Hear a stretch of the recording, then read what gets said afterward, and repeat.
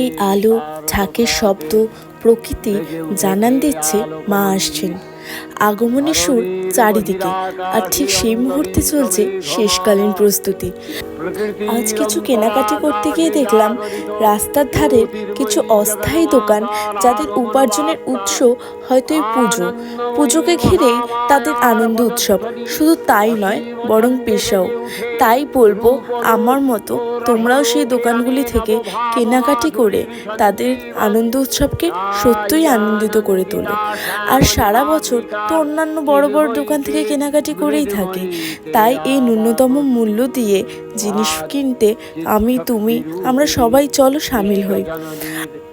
তারাও যেন তাদের পুজোকে আনন্দিত করে তুলতে পারে, তারাও যেন তাদের বয়স্ক মা বাবা, ছোট ছোট শিশুদের নিয়ে পুজোয় মা দুর্গার দর্শন করতে পারে হাসি মুখে। এই কামনাই করি।